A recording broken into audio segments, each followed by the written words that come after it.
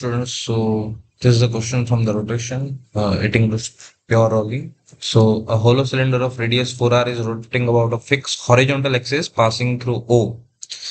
ठीक है, तो ये ऐसे घूम रहा है, ओमेगा नॉट देके रखा है, and the line OC has angular velocity 2 omega not, जो इस डायरेक्शन में तुम्हें देके रखी है। और यहाँ पर जो सॉलिड सिलेंडर है, it is rolling without slipping. ठीक है, यहाँ पर ऐसा हो रहा है with respect to the inner surface. Now the line O C has angular velocity 2 omega naught. तो ये जो लाइन है, इसकी एंगुलर वेलोसिटी देके रखी है 2 ओमेगा नॉट। तो ये कुछ पॉइंट्स देके रखे हैं, तो अपन को बताना है angular velocity of the solid cylinder about its own axis. Then magnitude of acceleration of point A, acceleration of B with respect to surface, and radius of curvature of A. तो सबसे पहले हम सिलेंडर की angular velocity निकालेंगे। तो उसके लिए हमें पता है कि प्योर रोलिंग कर रहा है, तो ये जो पॉइंट बी है वो सरफेस के रिस्पेक्ट में रेस्ट पर है। तो अगर सरफेस को देखो, तो ये जैसे सरफेस है, ये सरफेस ओमेगा नॉट से इधर घूम रही है। तो ये जो पॉइंट है, इसकी जो स्पीड है, that is equal to R omega, right, and R is 4r and omega naught. ठीक है, तो ये लोअर मोस्ट पॉइंट की वेलोसिटी है। अपन क्या करते हैं, कभी भी कोई मूविंग सरफेस पे प्योर रोलिंग है, तो कॉन्टेक्ट सरफेस का जो एकदम बॉटम पॉइंट है और ये इन दोनों की रिलेटिव वेलोसिटी जीरो है। तो अब दूसरे केसेस के अंदर इसकी हम वेलोसिटी निकालेंगे। तो मान लो सिलेंडर अपने एक्सिस पे ओमेगा से रोटेट कर रहा है, जो हमें फाइंड आउट करना है। तो ये जो पॉइंट है, इसका इस डायरेक्शन में जो वेलोसिटी होगा, that is equals to R omega. और एक और आगे की डायरेक्शन में होगा, ये सेंटर ऑफ मास की स्पीड की वजह से। ठीक है, अभी सेंटर ऑफ मास की स्पीड हम कैसे निकाले, तो उसकी वजह से आर ओमेगा होगा। तो सेंटर ऑफ मास की जो स्पीड है, सॉरी आर ओमेगा नहीं, आर ओमेगा तो ये आ गया, वीसी हमें निकालना है। तो ओसी जो लाइन है, उसकी हमें एंगुलर वेलोसिटी पता है। तो ये पॉइंट की जो स्पीड है, v इक्वल्स टू, ये जो डिस्टेंस है, that is equals to 3r। So that is 3r into 2 omega naught. So that is 6r omega naught. This is VCOM और ये है 6r ओमेगा नॉट, राइट। अब ये देखो, ये जो पॉइंट है और यहाँ पर जो भी सरफेस है, ये प्योर रोलिंग अगर कराना है, तो इन दोनों के रिलेटिव स्पीड जीरो है, एंड ये जो पॉइंट है वो पीछे जा रहा है, ये हमने अभी निकाला 4 ओमेगा नॉट से। तो इन दोनों का जो रिलेटिव वेलोसिटी है, that is zero. So that means हम बोल सकते हैं कि 4 ओमेगा नॉट इक्वल्स टू इस पॉइंट की velocity, and that is R omega minus 6r omega naught. ये जाएगा 10, तो यहाँ से ओमेगा की वैल्यू आ जाएगी 10 ओमेगा नॉट। तो ये पहला अपना आंसर है कि angular velocity of the solid cylinder about its own axis. Now we have to find out the magnitude of acceleration of point A of the cylinder. तो point A यहाँ पर है। अब किसी भी पॉइंट का अपन अगर एक्सेलरेशन निकालते हैं, so acceleration of any point, let's say A with respect to C, that is center of this solid cylinder, that is equals to acceleration of a minus acceleration of c. Okay, so now we have to find out acceleration of a, so that is acceleration of a with respect to c plus acceleration of c. अब अगर मैं सी पे बैठा हुआ हूं, तो ए मुझे pure rolling करता हुआ दिख रहा है, मतलब घूमता हुआ दिख रहा है, रोटेशन दिख रहा है। और इसकी एंगुलर वेलोसिटी हम निकाल चुके हैं 10 ओमेगा नॉट इस डायरेक्शन में। तो जो ए पॉइंट है, ए पॉइंट का जो एक्सेलरेशन है वो इस डायरेक्शन में होगा, right, towards the center, and that is equals to omega square r. And what is acceleration of c? So c point का acceleration क्या होगा, तो उसकी जो स्पीड है वो 2 ओमेगा नॉट है। तो आप अगर पॉइंट सी को देखोगे, तो पॉइंट सी का जो 3r रेडियस वाला सर्कल है, उसके वजह से यहाँ पर आएगा omega square, that is 2 omega naught square, and r जो है that is equals to 3r from the centre of O, right. So acceleration of A with respect to C is basically 10 omega naught square, right? Omega square r, तो omega is equals to 10 omega naught, जो already हमें मिल गया। सो that is 100 omega naught square r। और point C है, उसका ऊपर की direction में है, तो हम यहाँ माइनस यूज कर लेंगे। एक्सेलरेशन ऑफ पॉइंट C, जो मैंने अभी यहाँ बताया, that is 4 omega naught square into 3, so that is 12 omega naught square r, and this will become 88 omega naught square r. So option B is also correct. Now point C, magnitude of acceleration of B with respect to of the solids with respect to the contact surface. First of all, we will find out the radius of curvature of point A. तो अगर हमें किसी भी point की radius of curvature निकालनी है तो उस जगह पे कोई भी लेट से एक्सेलरेशन है और v है, अगर हमें उन दोनों के बीच का एंगल पता है, राइट, सो जो एक्सेलरेशन का a वाला कंपोनेंट है that is a sine theta, right, तो यहाँ पर इसकी वजह से जो a नॉर्मल है वेलोसिटी के normal component, so that is a sine theta and that is equal to v square by r। यहाँ से हम r निकाल सकते हैं बहुत इजीली। तो चलो इसका r निकालते हैं क्योंकि इसका एक्सेलरेशन हम ऑलरेडी निकाल चुके हैं, तो जो भाई a पॉइंट है, राइट, a पॉइंट का जो एक्सेलरेशन है that is equal to 88 omega naught square, और उसकी जो डायरेक्शन है वो कहाँ है, नीचे की डायरेक्शन में, a omega naught square r, right. अब हमें क्या निकालना है, इसका v, ए नहीं, यहाँ पर ए नहीं आएगा, 88 आएगा, राइट। और जो ए पॉइंट है उसका v किधर है, उसका अगर हम v निकालना है तो ए पॉइंट जैसे ये टॉप पॉइंट है, राइट, और ये टॉप पॉइंट ओमेगा आर से आगे जाएगा और VCOM से इधर, तो ये VCOM plus R omega, so velocity of point A that is equal to VCOM plus R into 10 omega naught, right. So VCOM अपने पास ऑलरेडी आ चुका है 6 r ओमेगा naught and this is 10 r omega naught, so that is 16 r omega naught। so simple, इसका v हमें पता चल गया, तो r जो आएगा that is equals to v square, that is 16 r omega naught square divided by a sin theta, that is perpendicular, और ये perpendicular ही है, so that is 88 r omega naught square, right। and आप इसको solve करोगे so that is 32 r by 11, so option D is also correct। Now we need to check for point C, that is magnitude of acceleration of point B with respect to the surface, right। तो अपना जो point B है, right, so point B कहाँ पर है, इधर रहा, right। तो अगर मैं point B को बनाऊं, so acceleration of B with respect to surface that is equals to acceleration of B minus acceleration of surface. Acceleration surface हमें ऑलरेडी पता है कि क्योंकि सरफेस वाला जो पॉइंट है एकदम, जो एकदम बॉटम वाला पॉइंट है, बॉटम वाला पॉइंट इधर ओमेगा नॉट से घूम रहा है इस डायरेक्शन में, तो इसका जो एक्सेलरेशन आएगा वो आएगा omega square R, so that is omega naught square and r is equals to 4r, so this is acceleration of surface। Now we need to find out acceleration of B. In the similar way, we had find out the acceleration of point A, right? So acceleration of B, that will become acceleration of B with respect to C plus acceleration of C, right? And acceleration of B with respect to C, it will be the similarly omega square, क्योंकि अपना जो B point है वो ऐसे घूम रहा है खुद के एक्सिस पे, मतलब ये सिलेंडर की वजह से, तो इस डायरेक्शन में आएगा। और जो एक्सेलरेशन ऑफ सी है ये भी इधर ही है, तो बेसिकली यहाँ दोनों माइनस हुआ था, ये ऐड हो जाएगा, so that is 12 112 omega naught square R, this is acceleration of B is 112 omega naught square R minus acceleration of surface is 4 omega naught square R, so that is 108 omega naught square r, so point C is r, okay। Yes, so a solid object having uniform density rho and varying cross section area which is circular placed on a horizontal surface, the stress throughout its height remains same। ठीक है, तो पूरे में stress same है, तो value of R2 R1 के बीच में relation पूछा है कि अगर स्ट्रेस सेम है तो बहुत ही सिंपल तरीके से हम इस पॉइंट का इस्तेमाल कर सकते हैं कि stress through out the height remains same. तो हम क्या करते हैं कि जैसे हम कोई भी हाइट नीचे आ जाते हैं, ठीक है, ये लेट्स ऐसा है,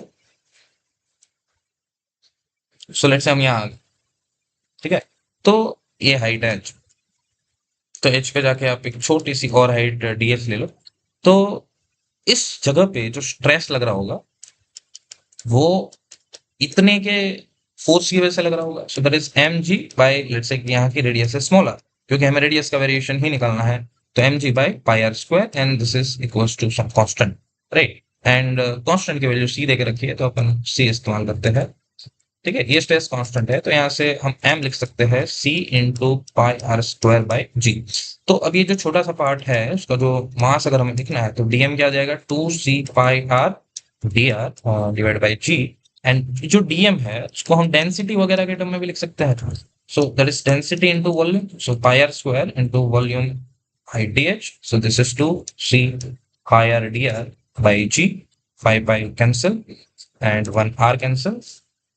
तो यहाँ से अपने पास आ जाएगा D H that is equals to 2c by G rho constant, and this is D R by R. R जा रहा है अपना R1 से R2, and this is from 0 to h, right. तो बहुत इजीली हम इसको सॉल्व कर सकते हैं। So this will become h equals to 2c by rho G, and this is ln of R2 by R1। तो इसको इधर करेंगे, so we get R2 equals to R1 into e to the power rho G capital H divide by, I think हमें ये constant की value कुछ चाहिए, so that will become 2, right? So this is it. Next problem. Yes. तो ये YDSC का problem है। इन YDSC a plane monochromatic wave of wavelength, this is incident normally on a slit plane as shown in the figure।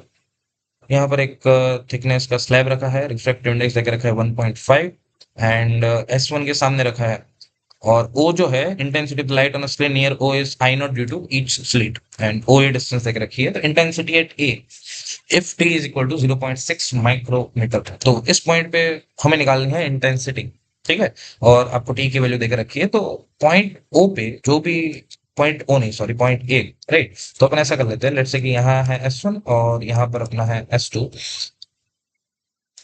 And अपने को point A कहीं देकर रखा है। तो यहाँ से एक वेव जाएगी और एक वेव यहाँ से जाएगी, ठीक है। ये स्ट्रेट नहीं है, जस्ट एज्यूम कर लेना। और यहाँ पर हमने एक टी थिकनेस का और म्यू रिफ्रैक्टिव इंडेक्स वाला स्लैब बना के रखा है। ए पॉइंट पे अगर इंटेंसिटी चाहिए तो ये पॉइंट पे हमें डेल्टा एक्स निकालना पड़ेगा, right. So delta X at A, so that will be S1p plus slab की वजह से mu -1 into T minus S2p। तो यहाँ से अपन S1p माइनस S2p रख सकते हैं, so that is mu -1 into t, and this is equal to d sin theta plus mu -1 into t, right? So d sin theta, we know that this distance is y, right? So this is also y d by d plus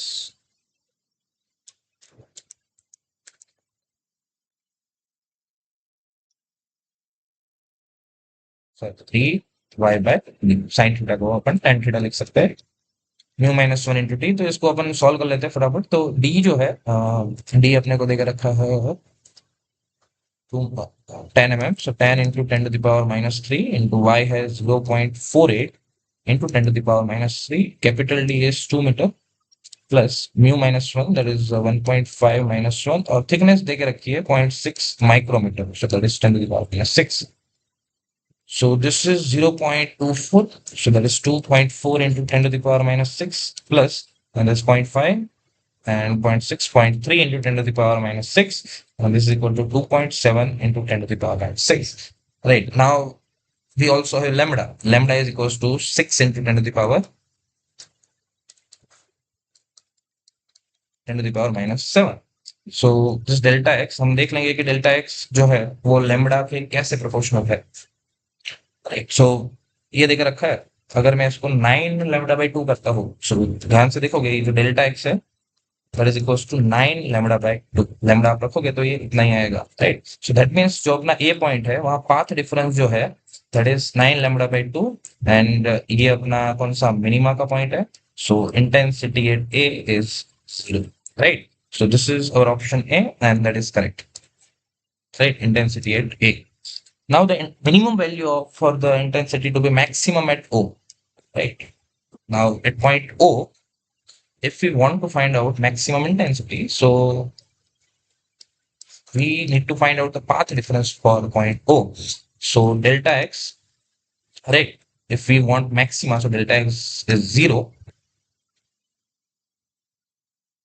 The minimum value of t for intensity to be maximum. Okay. So delta x will make it as lambda, right? For maximum. Because it cannot be 0. Right. So what we'll do, the path difference is s1p plus mu minus 1 into t, and that will be equals to s to p. Right? No, will not make it equal, because delta x we have to put it lambda, and delta x is this, right? Because it cannot be equal, because O point is symmetric, right? So this will be cancelled out, and t is equals to lambda by mu minus 1. Lambda is given as 6 into 10 to the power minus 7, and mu minus 1 is half. So that is 12 into 10 to the power minus 7, and that is 1.2 into 10 to the power minus 6, that is 1.2 micrometer.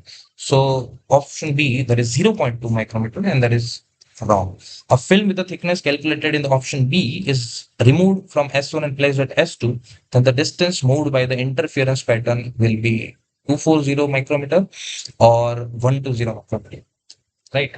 So what we'll do, we will find out the shifting, right? Because we already know that at point A, there is a maxima, right? Minima, sorry. Now, if we'll place at point S2, so but for the thickness that we have calculated in option B, right? So option B के अंदर हमने thickness calculate करी 1.2 micrometer. तो हमें ये देखना है कि उसका जो इंटरफेरेंस पैटर्न है वो कितना शिफ्ट होगा, राइट? तो अपन क्या करेंगे, अभी S1 से हटा के अपन ने S2 पर रख दिया उस चीज को, राइट? S1 से हटा के S2 पर रख दिया, तो जो शिफ्ट होगी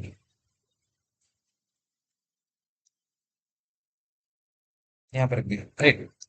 तो आपका जो पाथ डिफरेंस में जो चेंज आएगा, राइट, अपन इसको ऐसे भी बोल सकते हैं y, राइट? क्योंकि लेट्स से कहीं पर भी सेंट्रल मैक्सिमा आया और कहीं और अपना सेंट्रल मैक्सिमा आया, क्योंकि हमने यहाँ मैक्सिमा ही चूज किया हुआ है इस वाले पॉइंट ओ पे, राइट? तो वो कितना शिफ्ट हो गया, तो इसका जो y आ जाएगा, that is d by T into mu minus 1 into T, right? We already calculated t, we know that d is 2 meter, right? Small d is 10 to the power minus 10 into 10 to the power minus 3, that is 10 to the power minus 2 meter. Mu minus 1 is half, and t we have calculated 1.2 into 10 to the power minus 6. So total cancel. So that is 1.2 into 10 to the power minus 4. So that is 120 micrometer. So there's a shift in the interference pattern. अब ये अगर doubt है कहाँ पे आया है, कहाँ से आया है, तो मैंने बस वही किया है कि वाई डी बाई डी जो है उसको हमने म्यू माइनस 1 इंटू टी के ऊपर किया हुआ है मैक्सिमा के लिए. हमने ये देख लिया कि मैक्सिमा कहाँ पर शिफ्ट हो गया, right? So our option D is also correct and other two option is wrong. अपनी नेक्स्ट प्रॉब्लम है कि एक स्प्रिंग है वो ऑसिलेशन कर रही है और परफॉर्मिंग एसएचआर, एंड एक दूसरा ब्लॉक है 3 kg का, वो इधर जा रहा है. इसकी एसएचएम की इक्वेशन देकर रखी है, that is x equal to 10 plus 3 sin 10t, right? And 30 centimetre per second से ये जा रहा है, कोलाइड कर रहा है एंड गेट स्टक टू. तो new amplitude of the oscillation, तो इसका जो v है ये हम निकाल सकते हैं easily, right? So that is 30 sin cos 10t, right? So इसका v आ गया एंड v पॉजिटिव है, तो ये इधर जा रहा है, t इक्वल टू 0 पे वो चिपक रहा है. सो t इक्वल टू 0 पे we can find out v, that is 30 centimetre per second on the right side, right? और ये जो ब्लॉक है दूसरा 3 kg का, ये इधर आ रहा है. और जो कंबाइंड मोशन होगी उसका अपन v निकाल सकते हैं, अपन simple p initial equals to p final निकाल के. तो p इनिशियल जो है सिस्टम का कितना है, 30 इंटू 1, और ये इधर आ रहा है, सो दैट इज माइनस 3 इंटू 30, ये भी 30 सेंटीमीटर पर सेकंड से जा रहा है, कंबाइन हो गया, सो 4 into v. So here v is minus 60 by 4, तो that is minus 15 centimetre per second. That means जो कंबाइंड सिस्टम रहेगी, ये जो कंबाइंड सिस्टम है, तो 1 kg एंड 3 kg कंबाइन हो गए, 4 kg हो गया, और वो इधर जा रहा है, और ये उनकी मेन पोजीशन ही है. सो बेसिकली इसमें पाई का फेस चेंज आ गया, राइट? एंड ये जो नया एम्पलीट्यूड है, नया एम्पलीट्यूड निकालने के लिए हमें नहीं पहले ओमेगा निकालनी पड़ेगी, क्योंकि हमें मेन पोजीशन पे स्पीड मिल गई है, मेन पोजीशन ही है. इसको हम नया एम्पलीट्यूड इनटू नया ओमेगा के बराबर करेंगे. तो जो ओमेगा 1 है that is equal to under root k by m. M अपना 1 kg है और ओमेगा अपने को देके रखा है 10 इक्वेशन के अंदर, तो 10 बाई 1. एंड जो ओमेगा 2 है that is under root, right, sorry, k by m, and this is equals to 10, right? K नहीं देकर रखा, ओमेगा देकर रखा है. एंड ओमेगा 2 विल बी, के तो वही रहेगा, and mass is 4, so that is root k by 2, और ये आएगा 5 radian per second. So a dash की वैल्यू आएगी -3 सेंटीमीटर पर सेकेंड। ठीक है, खैर ये माइनस तो अपने को बस ये दिखा रहा है कि ये पूरा सिस्टम लेफ्ट में जा रहा है। तो न्यू एम्पलीट्यूड है 3 centimetre per second centimetre, that is correct. New angular frequency is 5, so this is wrong. Sorry, this 6 is wrong. 3 are answer. New equation for the combined body. New equation क्या आ जाएगी? X equal to 10 और pi का face change आ गया, so -3 नया amplitude और sin pi. So this option is correct. Option B. Loss of energy during collision. Right, loss of energy अभी आप बहुत आसानी से निकाल सकते हो। K इनिशियल जो है ये दोनों ब्लॉक की इंडिविजुअल हाफ इंटू अपना 1 kg इंटू 30 का square into 10 to the power, क्योंकि सेंटीमीटर पर सेकंड है, so -4 plus half into 3 into 30 का square into 10 to the power -4। तो कंबाइंड सिस्टम की एनर्जी आ जाएगी, तो that is 900 into 10 to the power -4/2 plus 900 into 10 to the power -4/2 into 3, so that is 1800 into 10 to the power -4, right. So 0.180 joule. And K final for the combined system, K final is half into 4 into V square, and V is 15. So 225 into 10 to the power -4. 0.045 joules. And if you will subtract them, you will get 0.135. So this option is also correct. Next question. Uniform ring of mass m is placed on a rough horizontal fixed surface as shown in the figure. The coefficient of friction between the left part of the ring and the horizontal surface is this. Between the right half and the surface is this. And हमने इसको angular velocity दी है इस direction में. So magnitude of acceleration of center O of the ring. तो इसका acceleration बताना है. बहुत ही सिंपल लॉज ऑफ मोशन का सवाल है. अब जैसे ये वाली रिंग है, ठीक है, इसका एक पार्ट का म्यू अलग है, तो इसको म्यू1 बोल दो, एक पार्ट का म्यू2 है।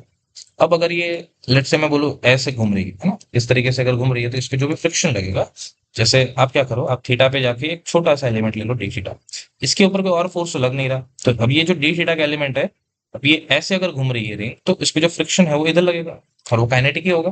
तो ये जो छोटा सा फ्रिक्शन है d f, that is equal to mu into d m g, और इस जगह का म्यू है म्यू1 और डीएम आपका क्या होगा, डीएम होगा लैम्बडा, ठीक है, इंटू इसकी जो लेंथ है that is R D theta है जी। लैम्बडा को आप फर्दर लिख सकते हो mass per unit length, so m divide by 2 pi r into r d theta into g।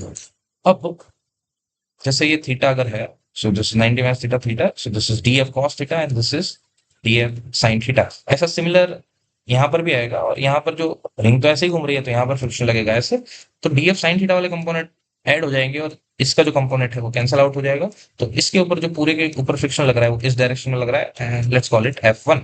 Similarly आप यहाँ हो गए तो यहाँ पर इस तरीके से आ जाएगा, ठीक है। तो यहाँ पर भी देखोगे तो इधर वाला कंपोनेंट एड अप हो रहा है और वर्टिकल वाला जो है वो कैंसिल आउट हो जाएगा, ठीक है।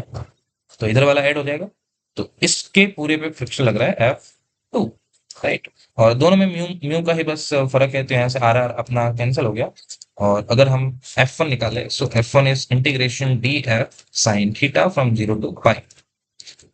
सो 0 टू पाई df जो है that is mu one into m by 2 pi into G sine theta D theta, right. Mu one की वैल्यू हमें देख रखी है 0.65 divide by 2 pi into M ji, right. Mass हमें देके रखा है, नहीं देके रखा M G, and sine theta का आपका हो जाएगा minus cos theta from 0 to pi, तो ये आ जाएगा 2, ये पूरा इस 2 के साथ कैंसिल, ये हो जाएगा 0.6 इंटू एम जी।